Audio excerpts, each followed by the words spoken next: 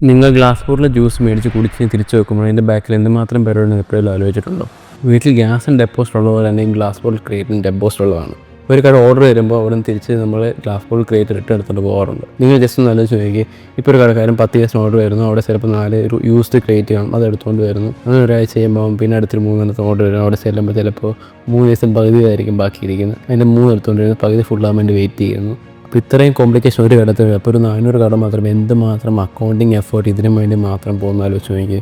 പിന്നെ ട്രാൻസ്പോർട്ടിങ് സമയത്ത് ഇതിലൊരു ബോട്ടിൽ പൊട്ടിയാൽ തന്നെ നമ്മൾ ഫുൾ ക്രിയേറ്റിവിറ്റി പ്രോഫിറ്റ് മൊത്തം പോകും. പലപ്പോഴും നമുക്കും കമ്പനിക്കും എല്ലാവർക്കും ഈ ഗ്ലാസ് ബോട്ടിൽ എന്ന് പറയുന്നത് വലിയൊരു ലോസാണ്. അപ്പോൾ നിങ്ങൾ വിചാരിക്കും എന്തിനാണ് ഈ കമ്പനികൾ പിന്നെ ഇത് പ്രൊഡ്യൂസ് ചെയ്യുന്നത്? ഈ ഗ്ലാസ് ബോട്ടിൽ ജ്യൂസിന് 10 രൂപ റേറ്റ് വരത്തുള്ളൂ. അതുകൊണ്ട് തന്നെ ആൾക്കാർ മേടിക്കുന്നത് ഭയങ്കര കൂടുതലായിരിക്കും. ഇപ്പോൾ കുറേ ആൾക്കാർ ഇതിൻ്റെ ടേസ്റ്റ് ഇഷ്ടപ്പെട്ട് ഇതിലെ വലിയ പാക്കിലേക്ക് പോകാനുള്ള ചാൻസ് വളരെ കൂടുതലാണ്. അപ്പോൾ അങ്ങനെ ഒരു ലോങ് ടേം ഒരു പ്രോഫിറ്റ് ഉദ്ദേശിച്ചാണ് കമ്പനി ഇതുപോലത്തെ ചെറിയ ചെറിയ ലോസിനെ വിട്ട് കളയുന്നത്.